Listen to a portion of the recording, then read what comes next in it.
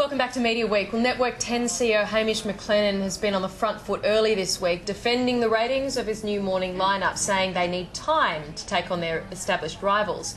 The network has now been rocked by the news. Executive producer Adam Boland has taken indefinite sick leave 3 days after the show's launch. For more, let's go back to James Manning. It's pretty disturbing news, and I guess sad for the team. I mean, can they push on without Well, yeah, well, they'll have to. Adam I mean, Boland? you were perhaps a little bit harsh when you said fails to fire, but, you know, you think of the massive investment they've taken here, the big marketing push, you know, the build-up, and they're getting audiences of under 50,000. It's just not great, you know. It's what happened last time they had a breakfast show. You know, I think they would have been expecting more of the same, but what I'm not sure of is how they think they're going to improve on those numbers, because once an audience gets into a pattern on television, it's very hard to break out of it, you know.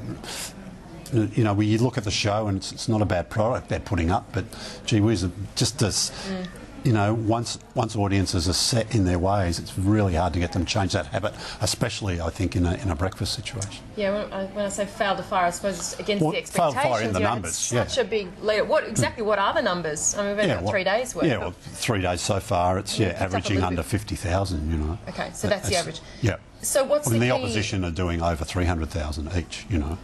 So what's the key over the next couple of months? How do they? Well, I just, you know, fine-tune what they're doing, and then just look at ways to give people reason to break their viewing habits, you know. But they're going to have to be pretty big things that are going to make people think, OK, I'll stop watching today, or I'll stop watching Sunrise, or I'll start watching breakfast TV if I'm not a breakfast TV watcher. Fair enough. There's been some speculation around as well about whether Rupert Murdoch's been having chit-chats in Canberra about some kind of 10 acquisition. Yeah, that was in Fairfax newspapers one day this week, and then News Corp just came out very short statement saying, look, Rupert Murdoch has not been talking to the government, to legislators or regulators about a possible acquisition of 10. So you think that should kill that, do you think? Although it comes up every 6 months roughly, I think. Yeah, and I'm sure it'll be back next year It'll too. be back in 6 months again. Now, Bauer Media, they're merging the editorial teams for Dolly and Cleo. How's that gone down? What have you... Yeah, look, it hasn't gone down well with people who work in magazines. But look, it's got to be a business decision, because ultimately I'm sure Bauer would rather have separate editors for each magazine, separate editorial teams. But gee, we're going to see some magazine numbers in next week's show, which might give us some indication how the sector's going.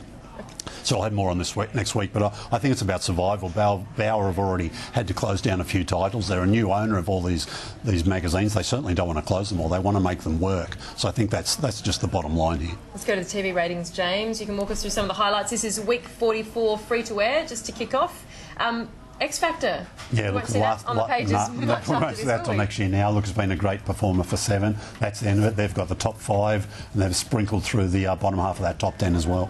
And we can turn over, and you've got the Blacklist, 7 News, New Tricks, 9 News. Oh, sorry, this is straight the to Sub subscription TV. top 5. Cricket there again. The end of that tour to England lifestyle channel again up the top there. Location, and grand designs, and we'll see how the new Matt Moran show went in next week's chart. All right, so that's the subscription TV ratings. And that's the bottom half, the A-League, yeah. Again, more lifestyle stuff.